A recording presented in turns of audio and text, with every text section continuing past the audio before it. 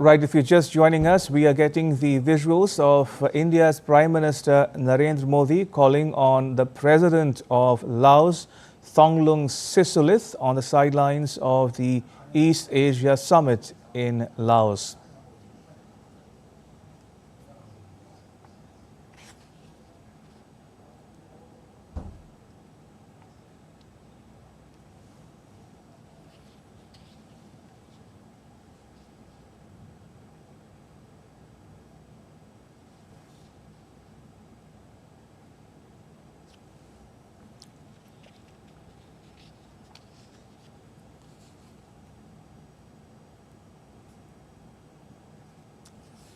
Right, just to recap for the benefit of viewers tuning in right now, we're getting the visuals of India's Prime Minister Narendra Modi calling on the President of Laos, Thongloun Sisoulith, on the margins of the just concluded East Asia Summit held in this Southeast Asian country. Remember, Prime Minister Modi is on a two-day visit to Laos for the ASEAN-India and East Asia Summits.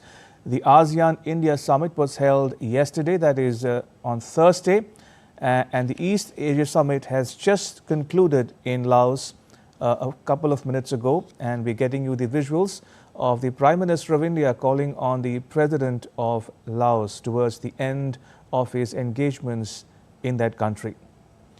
We're also standing by for a press conference by India's Ministry of External Affairs to be held in Laos, recapping the Prime Minister's two-day engagements in Laos.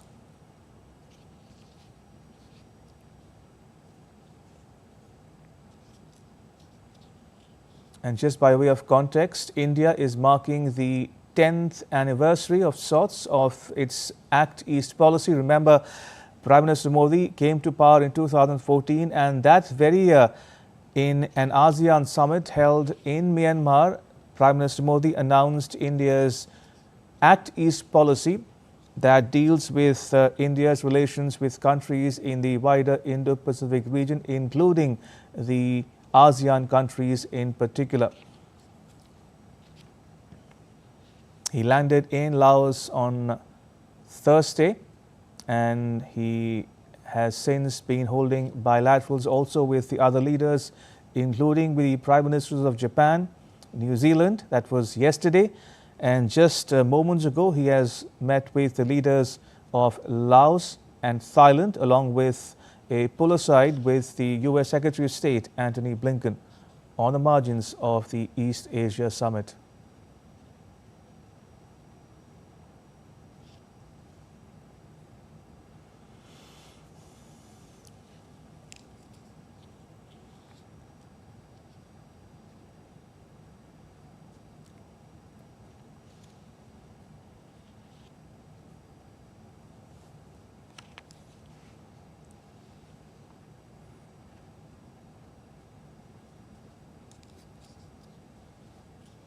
Right, so if you're just joining us, these are the latest visuals of a courtesy call on the President of Laos, Thongloun Sisoulith, by India's Prime Minister Narendra Modi.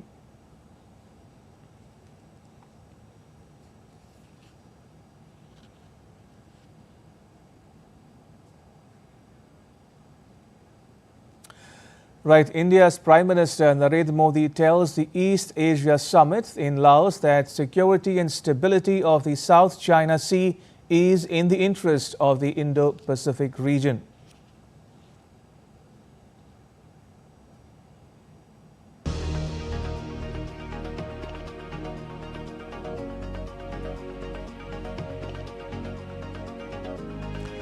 Prime Minister Modi holds talks with the leaders of Laos, Thailand.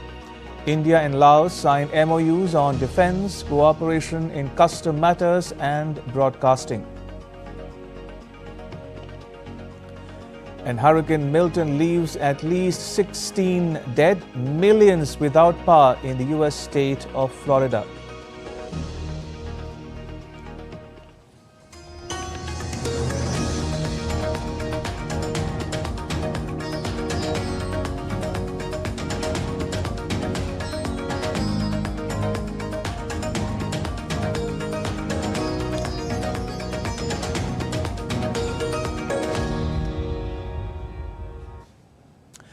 The 19th East Asia Summit was held in Vientiane, Laos on Friday.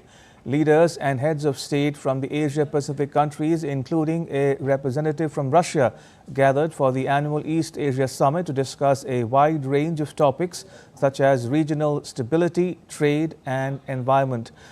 The summit is part of the 10-member Association of Southeast Asian Nations or ASEAN meeting and is hosted by Laos this year.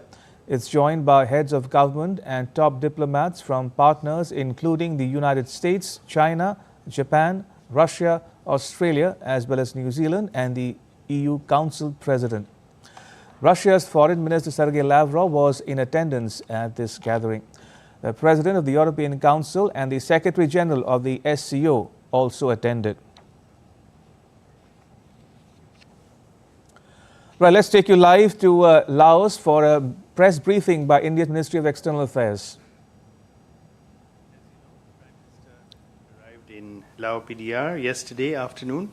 Since then, over yesterday and today, he has had very intense engagements, including both the ASEAN-India Summit, the East Asia Summit, and several bilateral meetings on the margins of both these events. To give you a snapshot of the program, when he arrived at Vientiane Airport yesterday, he was received by His Excellency the Home Minister of Lao PDR, and he was given a ceremonial welcome at the airport. When he arrived at the hotel, he was given a rousing reception by members of the Indian community and Lao nationals. In fact, there were several events on his arrival which impressed the Prime Minister, and he recounted these both in his meetings with the Prime Minister of Lao PDR and with His Excellency the President of Lao PDR when he met him a little while ago. And these were the fact that there was such a syncretic welcome that he got with representations of Assamese Bihu dance as well as recitation of the Gayatri Mantra, and also he attended a blessing ceremony of senior Buddhist monks from the Central Buddhist Fellowship Organization led by the Most Venerable Mahavet Masenai, the revered abbot of Sri Saket Temple in Vientiane, and several dignitaries, including the Mayor of Vientiane, the Minister for Sports and Education, as well as the Governor of the Central Bank of Lao PDR were in attendance.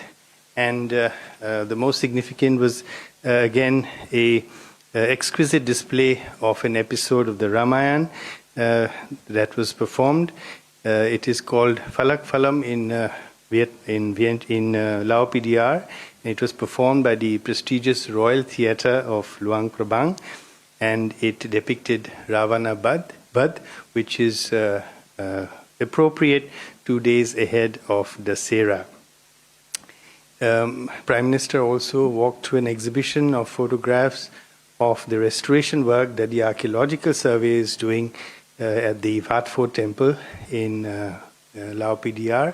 And this gives you a glimpse of the great common heritage that we share, India and Lao PDR share. The Prime Minister attended the 21st ASEAN-India Summit and the 19th East Asia Summit, as I said. These are especially significant this year because we mark the 10th year of Prime Minister's Act East policy this year. As he commented during his interactions, this is the 11th time that he is attending these events, and shows India's great focus as well as our commitment to both ASEAN and the East Asia process. ASEAN leaders and the Prime Minister reviewed our relations, the comprehensive relations that we have with ASEAN.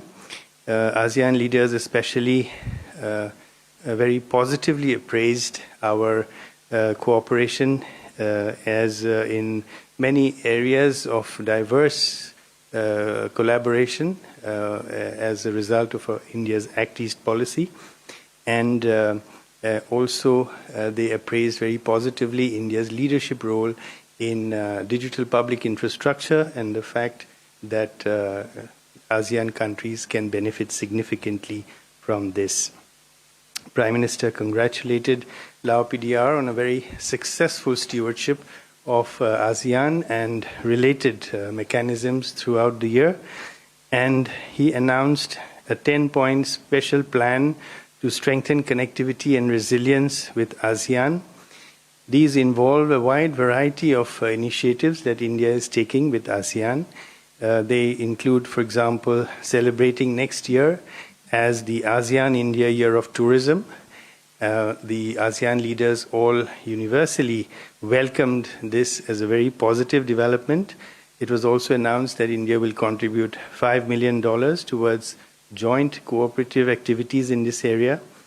To mark this decade of Act East policy, several people-to-people and people-centric initiatives were announced. We will have a youth summit. We will have a music festival of ASEAN bands with Indian bands. We will have also an artist camp. We will have a hackathon, startup festival, the Delhi Dialogue next month. The ASEAN-India network of think tanks will also meet next month. So these are a very wide variety of people-to-people activities that we will be undertaking as we go forward from here on. Another important initiative is the ASEAN-India Women Scientist Conclave, which we have decided to institutionalize, and we fund this from the ASEAN-India Science and Technology Development Fund. We will also have the number of scholarships from Nalanda University will be nearly doubled for ASEAN students. And we emphasized also that secure, resilient, and reliable supply chains are an important aspect of our relations with ASEAN countries. And for that, we will also expedite our discussions on the review of the ASEAN-India Free Trade in Goods Agreement by 2025.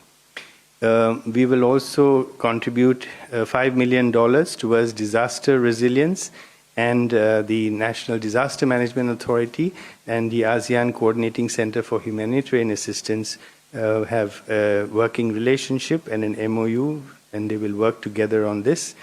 In the field of health, we will institute a new health ministers track and also a cooperative framework for ASEAN countries to tap India's national cancer grid Vishwam.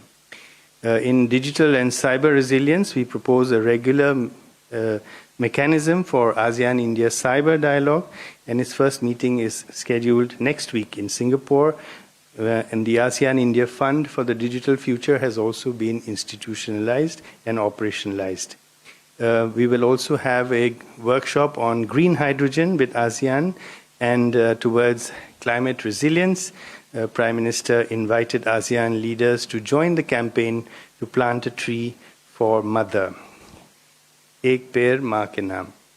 The 21st ASEAN-India Summit adopted two declarations, two statements at the leader level. One was a statement on the Act East policy and its contribution to the to ASEAN-India relations, the comprehensive strategic partnership that we have, and another on advancing digital transformation in the region. As you know, Singapore has been our coordinator in ASEAN for the past 3 years, and Prime Minister appreciated Singapore's role in this and also welcomed the fact that Philippines will be our coordinator as we go forward for the next 3 years. At the East Asia Summit today morning, Prime Minister conveyed India's support for ASEAN unity and centrality and ASEAN's importance as a central pillar of our own Indo-Pacific vision and of Quad cooperation. And that the East Asia Summit is an important pillar also of India's Act East policy. Prime Minister recalled the support that was received from the East Asian states, East Asia Summit states, for revival of Nalanda University, and briefed them that we have now operationalized this, and the new campus of Nalanda University was inaugurated in June this year, and he also took this opportunity to invite the East Asian Summit states for their heads of higher education to participate in a conclave that will be held in Nalanda University. Leaders exchanged views on regional and international matters that affect peace, stability, and prosperity in the Indo-Pacific region and beyond. And Prime Minister underlined the severe impact of these conflicts on countries of the global south, and also highlighted that path of dialogue and diplomacy based on a humanitarian approach is the only way forward, and that he reiterated that there was no solution that can be found on the battlefield. Prime Minister also had several bilateral meetings, as I have said. Yesterday, Prime Minister had the bilateral meeting with the newly appointed Prime Minister of Japan, Mr. Shigeru Ishiba, and he congratulated Prime Minister Ishiba on assuming his new role and wished him success in leading Japan to greater heights. Both leaders emphasized the importance of the bilateral relationship. Prime Minister also had a meeting with the Prime Minister of New Zealand, Prime Minister Christopher Luxon, and on the sidelines. And this was the first meeting between the two leaders. So Prime Minister used this opportunity to congratulate him. And the two Prime Ministers discussed ways to strengthen bilateral cooperation in a number of areas, including agri-tech, dairy tech, in defense and security, in education, climate change, sports cooperation, tourism, space, and people-to-people ties. With the Prime Minister of Laos PDR, Prime Minister Modi had a meeting today early afternoon. These talks covered the entire gamut of our bilateral relations. They held productive discussions on how to strengthen our civilizational and contemporary ties. Prime Minister congratulated Prime Minister Sonasai Sifandon on the very successful conduct of the ASEAN and related summits. 6 MOUs were signed, one on defense cooperation, another on customs facilitation, one on audiovisual cooperation, and 3 memorandums of understanding on quick impact projects, which were especially significant because they contribute towards the conservation of our common heritage. One is on the puppet theatre in Laos PDR, that is based on the Ramayana. Then another one of them is on the restoration work in one of the monasteries and temples here in Laos PDR, which has murals from the Ramayana, and a third on Lao Ramayana theatre. And these initiatives were greatly appreciated by the Lao leadership. Prime Minister also called on President Sissolit a little while ago, about half an hour ago, and the President has been to India in the previous role as Prime Minister during the 2018 ASEAN-India Commemorative Summit. So he recounted his very positive impressions at that time, and having met Prime Minister Modi at that time, and Prime Minister invited him to visit India again as well. Prime Minister also had a bilateral meeting with the new Prime Minister of Thailand, Her Excellency Ms. Paetongtarn Shinawatra, and Prime Minister congratulated her on assuming this role. And this was their first meeting, and she extended her greetings to Prime Minister on his historic third term in office. They discussed bilateral relations as well as the very positive cooperation that we have under the BIMSTEC arrangement. Prime Minister also had brief interactions with other world leaders, such as President Marcos of the Philippines, the President of the European Council, Prime Minister of Malaysia, and the Prime Minister of Australia. Overall, the visit was a very, very significant one, both from a multilateral perspective as well as the bilateral meetings that Prime Minister was able to engage in. And if I have a little time for a few questions, if there are any. Okay, Meghna, please. Sir, east Asia summit में प्रधानमंत्री नरेंद्र मोदी ने अपने वक्तव्य में विस्तारवाद की बात की और विकासवाद की बात की है. इस पर आप क्या कहेंगे कि ये जो इन दोनों शब्दों पर जोर दिया है, उसके ऊपर आप बता सकते हैं क्या इंपॉर्टेंस है इन दोनों शब्दों का? Sahil. Sir, I'm Sahil from ANI. This visit has been equally meaningful for Laos and India ties. There have been substantial outcome and very good feel on the India-Laos civilizational ties. Could you elaborate on these aspects? You have a question here? Excuse me. You have a question? Yeah, please.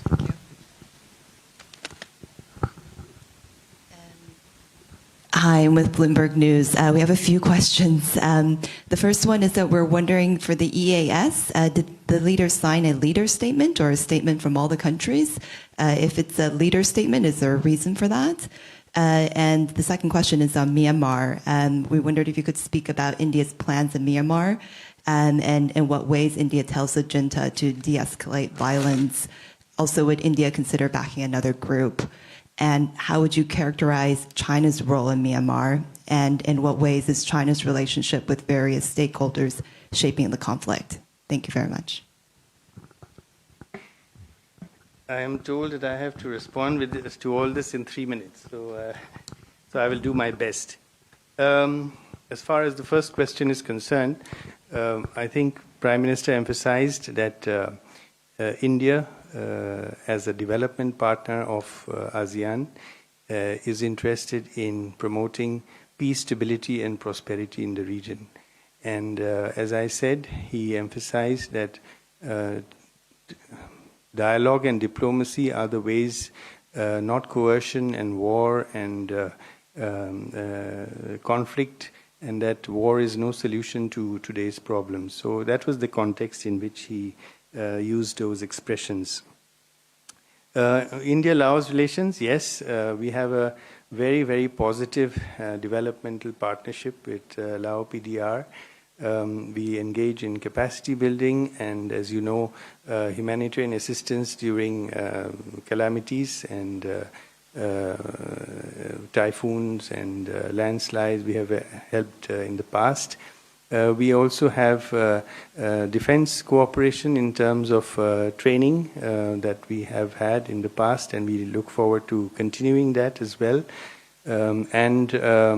So these are all different ways in which we engage with Lao PDR, and the number of students from Lao PDR are there studying in, for example, in Nalanda University and elsewhere. And we are opening up our premier institutions in India for scholarships for students from ASEAN. So one new area we have opened up is the field of agriculture. So that is another area that students from Lao PDR can participate in. And overall, the cultural and heritage links that we have with Lao PDR are very significant, which contributes a great deal towards our people-to-people connect that we have. I believe there was only a chair statement at the East Asia Summit. There was no leader statement. There were some differences about some of the formulations that were discussed. Our ambassador to ASEAN was a participant in those. Ultimately, I believe those differences were irreconcilable, and therefore we did not have a leader statement. About Myanmar, many leaders emphasized the importance of the ASEAN's 5-point consensus. Prime Minister also emphasized that this is Myanmar should be engaged. Myanmar should not be isolated, and that it is important to restore democracy in Myanmar, and that all countries should work together to achieve this. That is all I have. Thank you, sir. With that, we come to the closure of this session. Thank you very much for your presence.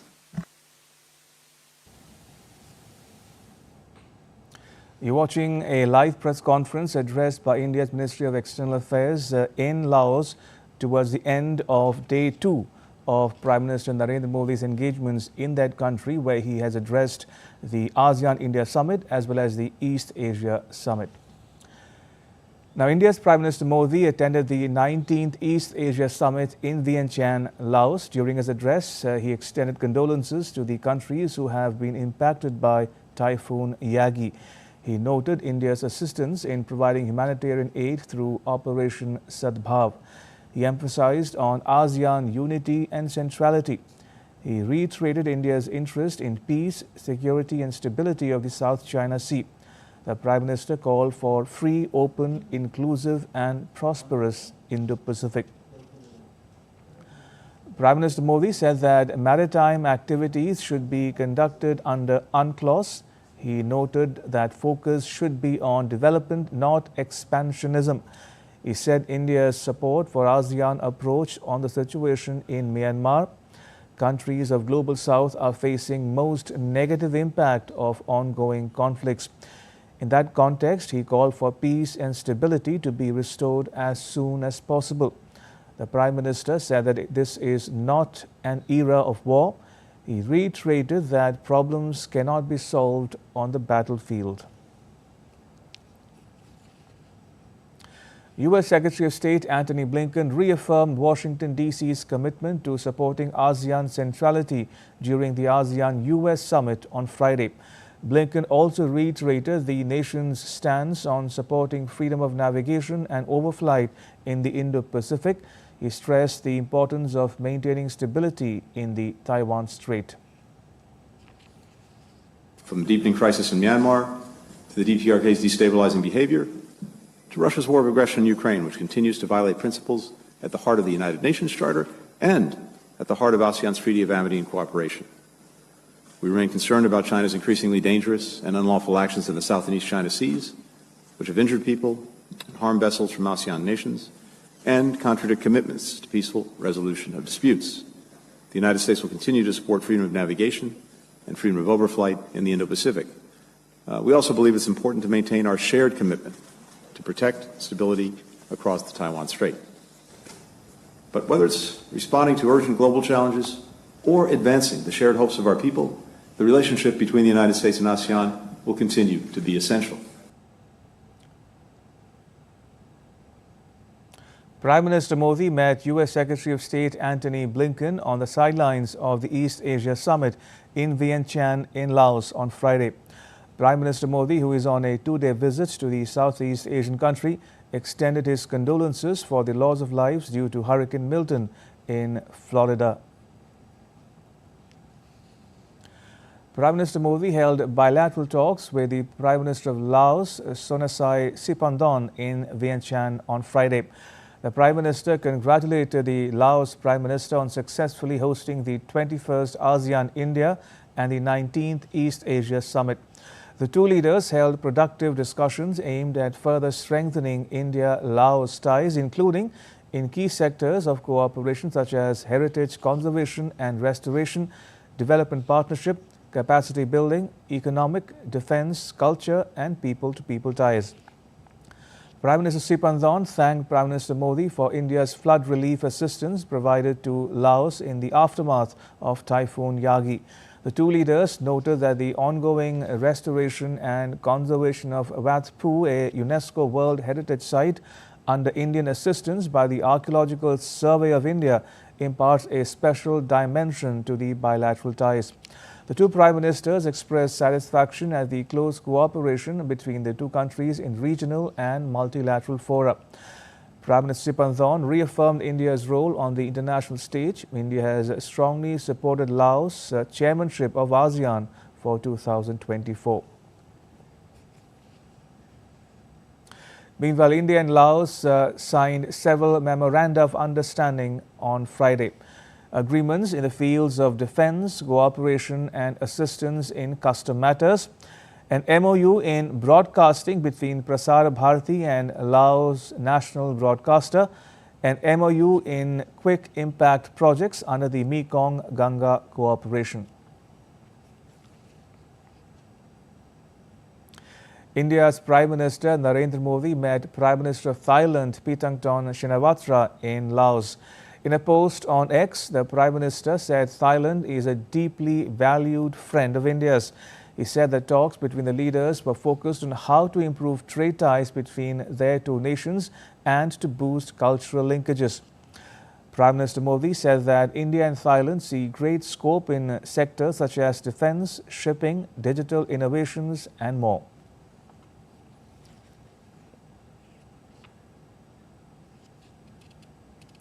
And joining me from Laos's capital, Vientiane, is my colleague Meghna Dev. Meghna, first of all, what was the central message of the Prime Minister's intervention at the East Asia Summit a short while ago?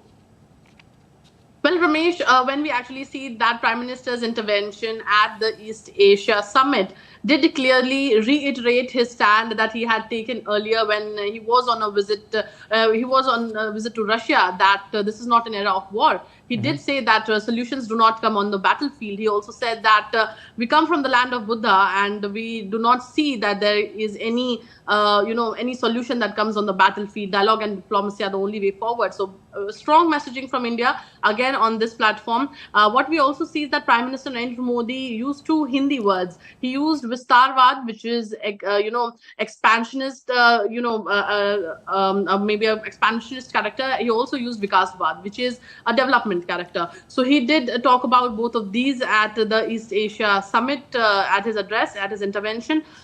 Besides, when we actually see, he spoke about Myanmar. He spoke about how Myanmar should not be isolated, how Myanmar should be involved more in the mechanisms at the ASEAN, in the bilateral or minilateral or multilateral mechanisms. Besides that, he also did say that the conflict, be the Israel conflict or the Russia-Ukraine conflict, does impact Southeast Asia. Now, these are some of the important aspects he brought out at his intervention. He also had a very important bilateral meeting with the Prime Minister of Laos PDR, Prime Minister Siphandon. And as we were speaking to the Secretary East, he also briefed us about that, how Prime Minister Narendra Modi took up the very important subject of Indian youngsters being duped on false pretext of jobs. And that's how, people go to Laos, Cambodia, Thailand, Myanmar, and they get stuck there. They are kept as hostages. And then how the, government has been helping to, rescue them from those people who are duping them on false pretext of jobs. So this was also something that was discussed between both the leaders, which is something that the embassy here, embassy in the Laos PDR or embassy in Cambodia or our embassy in Myanmar has to deal, is dealing with from time to time. So this is also something that was discussed between both the leaders at the bilateral. Besides that, there is obviously defense cooperation, MOU on defense cooperation, and quick impact projects. Now, these quick impact projects, one of those quick impact projects is obviously the shadow puppetry that happens in the Champasak district here in Laos PDR. And there are very few families that are still doing this shadow puppetry. They use their own indigenous musical instruments, and they use they actually also use a shadow, and then they have these puppets. They make those characters are made as puppets, and then they do this shadow puppetry, which is something that India will help to revive and propagate as well. So these are some of the aspects that have been discussed. Prime Minister Narendra Modi has been discussing these specifically today. Right, we'll leave it there, Meghna. Thank you. Meghna Dev reporting there from Laos's capital, Vientiane. Now, Prime Minister Modi was the first leader to be invited to address the East Asia Summit after the host and incoming chair, according to sources. India's role and importance in the ASEAN was also recognized. The sources said that Prime Minister Modi was also recognized as the only leader in the room who has participated in the most number of East Asia summits, which is 9 out of 19 East Asia summits. The East Asia Summit refers to the meeting of heads of state or government of the East Asia Summit participating countries, which is convened annually. The summit process was started in 2005 with the convening of the first East Asia Summit in Kuala Lumpur, Malaysia. In his address, the Prime Minister said that India has always supported ASEAN unity and centrality. He noted that ASEAN is also at the center of India's Indo-Pacific vision and Quad cooperation. Still to come on DD India News Hour. Taiwan detects 12 Chinese military aircraft and 7 naval vessels around its territory. And President Vladimir Putin of Russia to meet Iran's President Masoud Pezeshkian in Turkmenistan.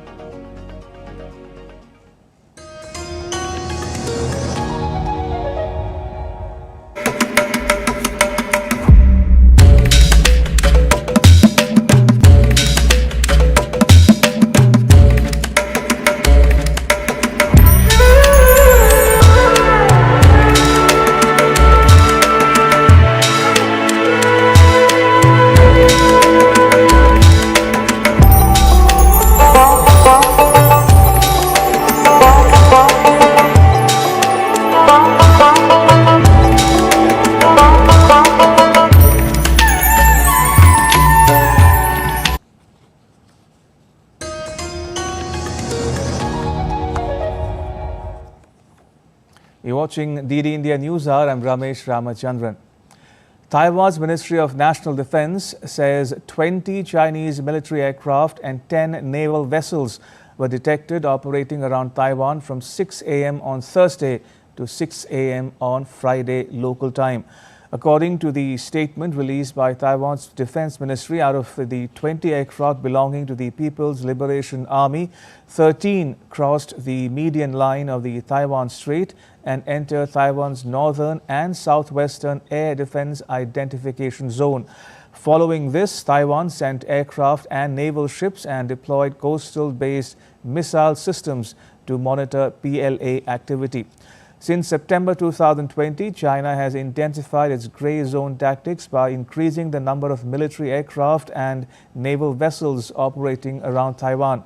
According to Taiwan News Report, grey zone tactics are considered an effort or series of efforts beyond steady state deterrence and assurance that attempts to achieve one's security objectives without resort to direct or sizable use of force. And now to updates on the West Asia conflict. Fresh airstrikes hit central Beirut on Thursday as the conflict further escalated in the region. The strikes, which occurred at midnight on Thursday local time, hit 2 Beirut locations in the heart of the capital. Israel has repeatedly pounded Beirut's southern suburbs, the bastion of Hezbollah movement, over the last 2 weeks. But Thursday's raid was only the third time the city center has been targeted.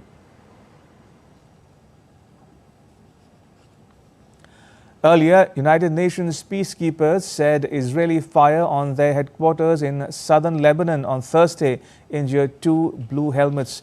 According to the United Nations Interim Force in Lebanon, or UNIFIL, the Israeli strike hit an observation tower at a UN base in Naqoura.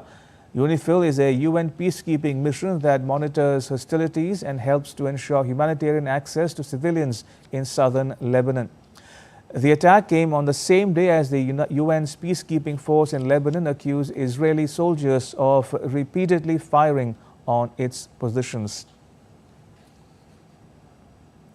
Meanwhile, condemning the recent attack, United Nations peacekeepers said that they are determined to remain at their posts in southern Lebanon despite Israeli strikes. We know that a few days ago the IDF asked us to move from certain positions along the blue line. This is a known fact, and we have over 29 positions along the blue line, like the Irish in Maruna Ras. And we decided to stay. There was an agreement with all the troop contributing countries that it's important for the UN to be there, to fly the UN flag, and we continue to monitor the situation. We are there because the Security Council has asked us to be there. So we are staying until the situation becomes impossible for us to operate. European Union Chief Charles Michel condemned the attacks on UN peace operations. Talking to reporters on the sidelines of the Southeast Asian Summit in Laos, the European Council President said Israeli fire on UN peacekeeper base was not acceptable.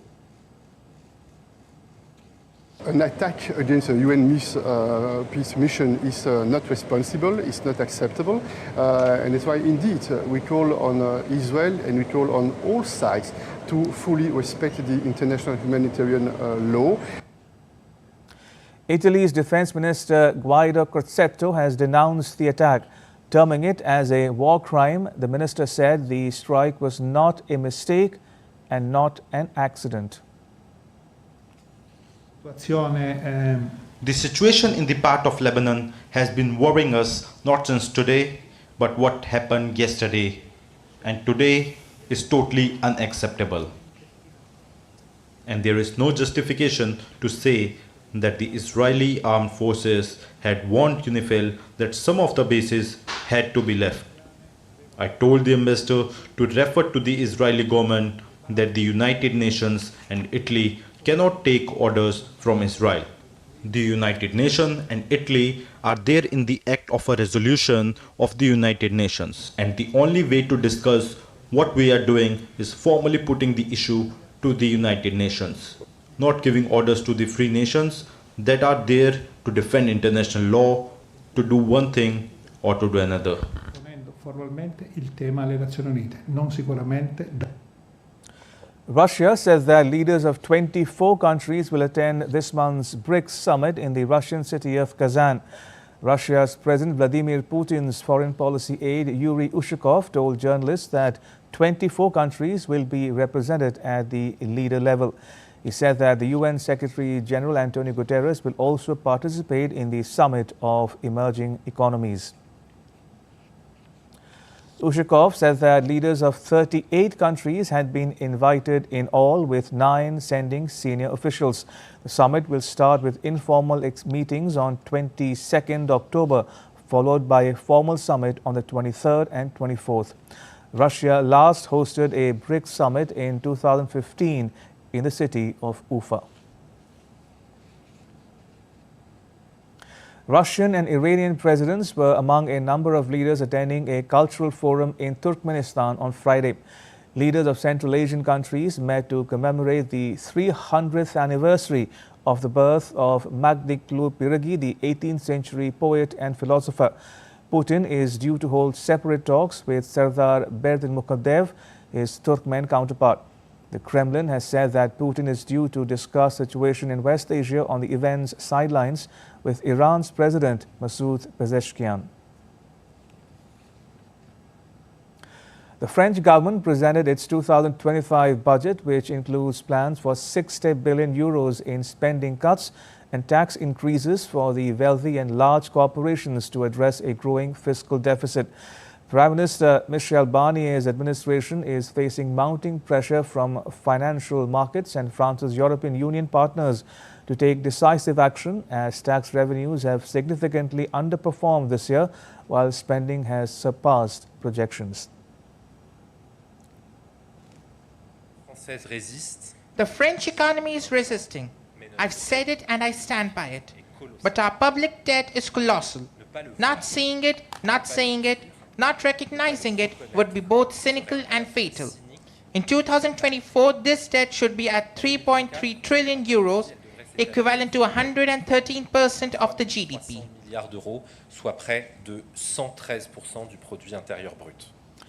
Across the Atlantic, Hurricane Milton has wreaked havoc across the American state of Florida, leaving millions without power and causing significant destruction. The storm's impact has raised urgent concerns about recovery efforts and federal assistance. Deeptanshu Kashyap brings us this report. The aftermath of Hurricane Milton is devastating, with over 3 million homes and businesses in Florida left without power. The storm has killed at least 16 and has caused extensive damage to buildings and infrastructure. The estimated damage from Milton could result in up to $100 billion. Weeks ahead of the presidential election, politics over the hurricane is making rounds. President Joe Biden has called for Congress to return to session to address urgent disaster relief funding needs in response to the hurricane's destruction.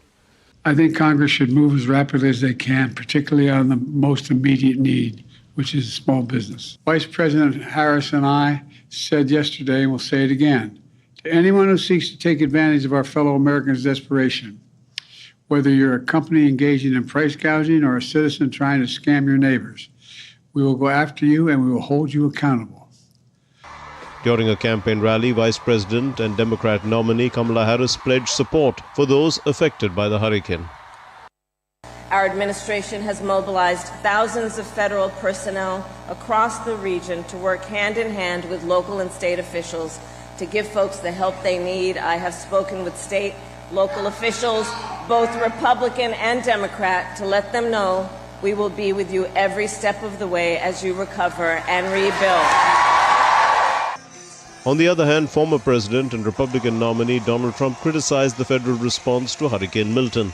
I'd like to congratulate governors of Florida, Ron DeSantis, Governor Brian Kemp of Georgia and South Carolina, Henry McMaster. They were really hit hard and they've done really a fantastic job. The federal government, on the other hand, has not done what you're supposed to be doing.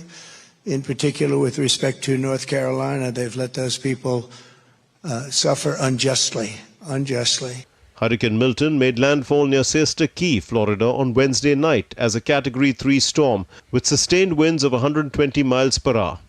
The hurricane carved a destructive path across Florida just weeks after Hurricane Helene, before moving into the Atlantic Ocean. Diptanshu Kashyap's report for DD India. Right now, take a look at what else is making news around the world. Residents of the Mexican city of Chipanchico took to streets demanding justice after the mayor of the city was murdered. Alejandro Arcos Catalan has assumed the position just last week and had taken a tough stand against crime in the city. U.S. actor and television host Mario Lopez was honored with a star on the Hollywood Walk of Fame in Los Angeles. The actor has appeared in various shows including This Is Us and Jane the Virgin. Still to come on DD India News Hour. Nominations closed for Sri Lanka's parliamentary election. And India bids a tearful adieu to Ratan Tata.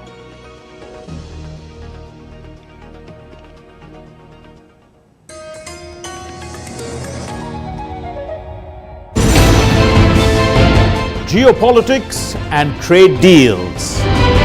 Economic challenges amid development. Hard work and the path to prosperity. It's the economy always. Between walkers, money is what money does and says. Supply creates its own demand. Between the bulls pulls and bears tears. When supply chains globalization and India rises to the podium. We'll get you centered with the Economic Brief at 8 p.m. every Thursday on DD India.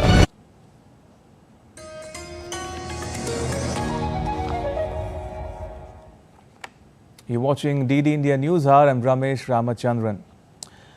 Let's get you some news from South Asia, moving to Sri Lanka, where nominations for the upcoming parliamentary election have come to a close. The Election Commission there has issued guidelines to the parties submitting national list candidates. The poll body has advised all political parties and independent groups contesting the election to submit a list of suitable national list nominees during the nomination period. India's National Institute of Electronics and Information Technology and the Government of Western State of Maharashtra signed a memorandum of understanding focusing on automation and robotics on Friday. On the occasion, Electronics and IT Minister Ashwini Vaishnav called the agreement significant between the government and the Maharashtra administration. Vaishnav said that government needs to consider what skills India's youth require and what kind of technical education is necessary. जब से industry Bharat में develop होने लगी तब से महाराष्ट्र उसमें एक बहुत बड़ी भूमिका निभाया है। अब उस इंडस्ट्रियल बेस में एक परिवर्तन आ रहा है। उस परिवर्तन के हिसाब से हमारे नौजवानों को क्या स्किल्स चाहिए, किस तरह की टेक्निकल एजुकेशन चाहिए, और इधर प्रधानमंत्री श्री नरेंद्र मोदी जी की न्यू एजुकेशन पॉलिसी इसकी सहायक बनी। यानी आप समझिए न्यू एजुकेशन पॉलिसी का जो फ्रेमवर्क है, जिसमें प्रैक्टिकल एजुकेशन, जिसमें दिनों दिन जीवन में काम में आने वाली एजुकेशन मिलने की एक व्यवस्था बनी है, और टेक्निकल आज की ज़रूरतों के हिसाब से नौजवानों को जो टेक्निकल एजुकेशन देनी है, इन दोनों का एक अच्छा समागम हुआ। A large number of people gathered at the Dashashwamedh Ghat in India's Uttar Pradesh to pay tributes to veteran industrialist Ratan Tata during Ganga Aarti at the Ghat on Thursday evening. Devotees lit diyas and offered prayers as they commemorated Tata's extraordinary life, legacy and his contributions to Indian industry and philanthropy. The atmosphere was filled with a sense of reverence and gratitude as people remembered him not only for his visionary leadership but also for his commitment to social causes. And now take a look at what else is making news in India. The Indian Air Force aircraft IF-C-295 made its inaugural landing at Navi Mumbai International Airport in the Indian state of Maharashtra. The aircraft landed at the airport for a trial run on the runway. Chief Minister Eknath Shinde and other dignitaries were present on the occasion. The National Regulatory Authority of India meets WHO international standards for vaccine regulations. India's vaccine regulatory system was benchmarked in 2017 against Global Benchmarking Tool version 5, now revised to GBT6, with stricter rules in benchmarking criteria. And now to news from the world of sport. Off-spinner Karishma Ramhak starred with an impressive 4-wicket haul as West Indies centred to an 8-wicket victory against Bangladesh in the Women's T20 World Cup here on Thursday. Ramharak's fine bowling spell of 4 for 17 from 4 overs restricted Bangladesh to 103 for 8. With a bat, West Indies overhauled the target with as many as 43 balls to spare. Captain Hayley Matthews and Stephanie Taylor shared 52 runs for the opening wicket before Deandra Dottin made a quick-fire 19 not out of just 7 balls with the help of 2 sixes. West Indies scored 104 for 2 in 12.5 overs to notch its second win in 3 matches and keep itself afloat for a semi-final spot. Meanwhile, for Bangladesh, captain Nigar Sultana top scored for Bangladesh with a 44 of 39, but she did not get enough support from her batting colleagues. This was Bangladesh's second loss in 3 matches. The Indian Blind Football Federation announced on Thursday that it will host the 2025 IPSA Women's Blind Football World Championship in the state of Kerala. This landmark event from 2nd to 12th October 2025 marks the first time India will host a blind football world championship, placing the country at the heart of global blind football and spotlighting its burgeoning football community. The championship is a significant milestone for the Indian Blind Football Federation, which has been working diligently to promote and advance this para-sport in India. Argentina was held to a 1-1 draw against Venezuela on Thursday in Lionel Messi's return to international duty in the South America's World Cup qualifiers. Captain Messi has fully recovered from the injuries sustained in the Copa America final against Colombia in July. The 37-year-old was brilliant in setting up Otamendi on a drenched pitch to open the scoring 13 minutes after kickoff. Argentina remains top of the standings with 19 points and will face Bolivia on Tuesday, while Venezuela will visit Paraguay. While Brazil pulled off a last-gap 2-1 away victory over Chile in the South American World Cup qualifiers on Thursday, thanks to a goal by substitute Luis Enrique in the 89th minute. Brazil were off the back of a disappointing loss to Paraguay and losing 4 of its last 5 qualifiers with a series of poor performances. However, Brazil managed to up their game after finding the equalizer in added time before the break. Igor Jesus nodded a towering header past the goalkeeper, scoring on his first call-up for the national team. Brazil also controlled the second half and found a duly deserved win. The victory lifted Brazil to 4th in the standings with 13 points, 2 behind Uruguay and 8 from leader Argentina. Meanwhile, Chile is second from the bottom at 5 points. India's legendary actor Amitabh Bachchan turns 82. In a career spanning more than 5 decades, the angry young man has given many hits to the Indian cinema. His charm has enthralled the audiences on television as well as with his leading reality TV show Kaun Banega Crorepati.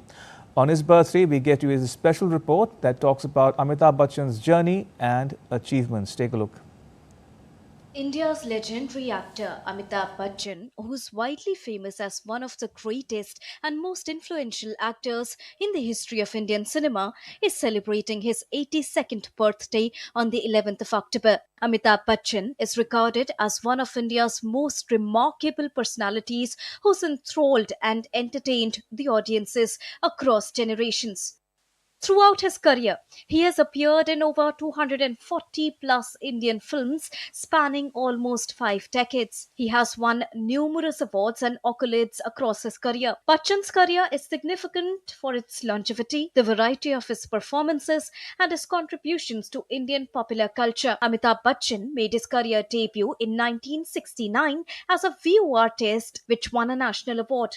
His first acting debut was with the film Saath Hindustani. He rose to fame from the film Zanjeer in the year 1973, which was turned down by many actors. With this film, he earned his first Filmfare nomination for Best Actor. After this film, he was established in a new persona, the angry young man. Apart from movies, Amitabh Bachchan is famous for his famous show Kaun Banega Crorepati, which is leading the reality TV show since past 16 years. In his career, Amitabh Bachchan has bagged many national and international awards. The notable ones are Padma Shri that he bagged in the year 1984, Padma Bhushan that he bagged in 2001, Legion of Honor that he bagged in 2007, Padma Vibhushan that Amitabh Bachchan got in the year 2015, and the Dada Saheb Phalke Award in 2018. Apart from that, Amitabh Bachchan has won 5 other national awards too. Amitabh Bachchan is famous for his poetry as well, which is a hobby that he picked up from his father,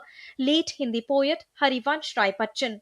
Fans have seen his poems on different occasions that has inspired many. As Amitabh Bachchan celebrates his 82nd birthday, fans continue to wish him a longer life ahead to witness his charismatic appearances on the screen for a longer period. Deepika Mehto's report for DD India. And with that, it's a wrap on this edition of DD India News Hour. You can get all the latest news and updates on the DD India mobile app. It's available on Android and iOS platforms. You can scan the QR code on the screen now to download it. Let us know your thoughts on the news of the day. You can connect with us on Facebook, X and Instagram. You can also check out our website ddindia.co.in. We'll be back with more news as it breaks here on DD India. And Ramesh Ramachandran, all of us here in New Delhi. Thanks for watching DD India News Hour.